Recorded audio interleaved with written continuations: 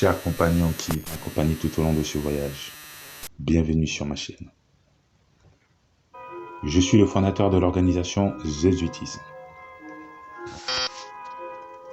Alors cette vidéo est une adaptation allégorique de la vidéo intitulée La connaissance de la vie, partie 2. Ce n'est en aucun cas la suite de la précédente. Notez-le. Oh mes chers amis, la vie a un sens, mais malheureusement peu le reconnaissent.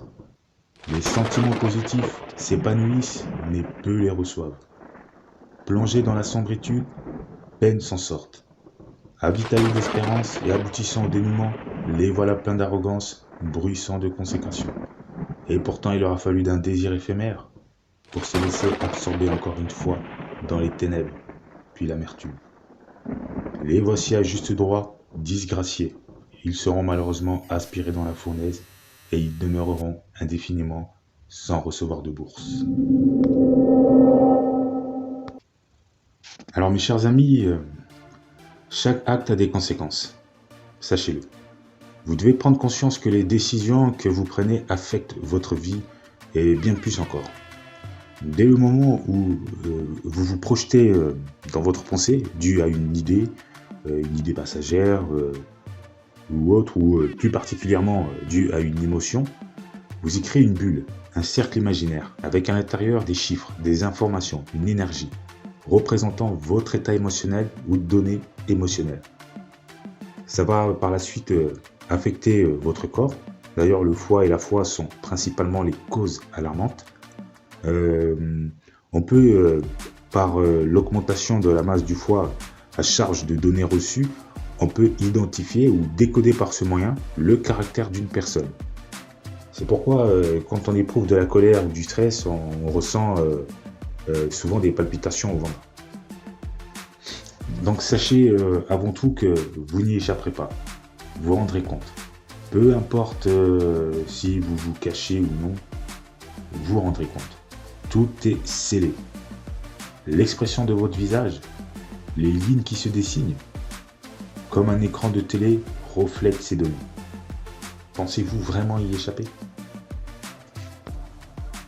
Voyez-vous, mes chers compatriotes, nous sommes tous piégés dans une bulle, ainsi que tout ce qui s'y trouve. Tout prend un sens circulaire, et ça, même les objets les plus lointains s'éloignent tout en prenant ou en empruntant un chemin circulaire.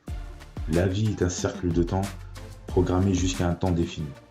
Alors ne le perdez surtout pas à vous égarer dans la passion, alors que vous avez un compte à rendre concernant les obligations, le rôle qui nous est attribué pour le maintien de l'environnement.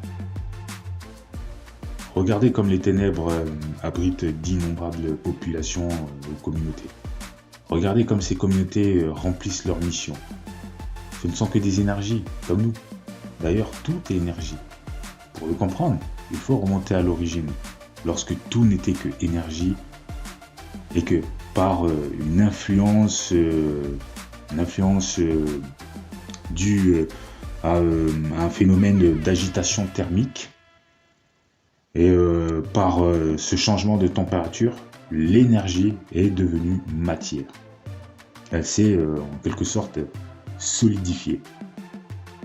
Alors ensuite c'est à vous d'interpréter la préhistoire du Big Bang comme vous le souhaitez. Pour ma part, disons, vous êtes libre de votre choix et de votre décision. Nul ne portera le fardeau d'autrui, n'en doutez surtout pas.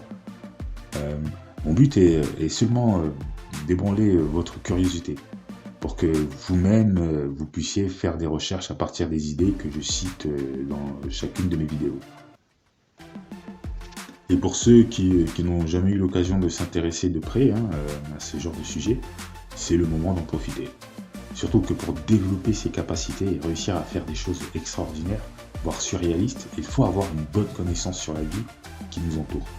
Et surtout avoir étudié chaque particule qui forme notre univers.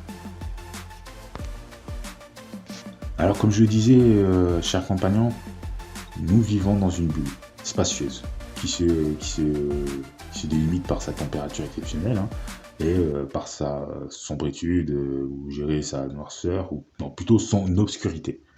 Tout a été organisé pour que rien de ce qui s'y trouve n'en sorte. On nous a introduit ici pour une raison évidente, de même que l'abeille a un rôle à jouer pour la survie de notre monde, quoi, pour la Terre. Nous sommes tous d'origine extraterrestre. Puis on nous a déposés sur cette Terre, comme ça a été le cas avec l'eau. Voilà. Bah, de toute manière, je traiterai ça, ne vous inquiétez pas, une fois le, une fois quand, une fois le sujet, on va dire, une fois le thème terminé, on traitera ces sujets-là. Ne vous inquiétez pas. Donc évidemment, si toutes ces communautés terriennes servent à la préservation de notre planète, mais si dans les premières périodes après la formation de la Terre, et si on ne trouvait aucune créature terrestre dans la Terre, hein, évidemment, sachant que justement toutes ces créatures servent justement au maintien de l'environnement euh, dans notre planète, euh, si dans ces premières périodes il n'y avait aucune créature, comment la Terre s'était-elle entretenue toute seule? Il y a là un sujet de compréhension pour les chercheurs de vérité et les doués d'intelligence. Répondez-y dans l'espace commentaire, chers amis. Pour ma part, les amis, je vais vous laisser et vous retrouver très prochainement. Alors mes chers compagnons, paix et amour à tous et à très bientôt.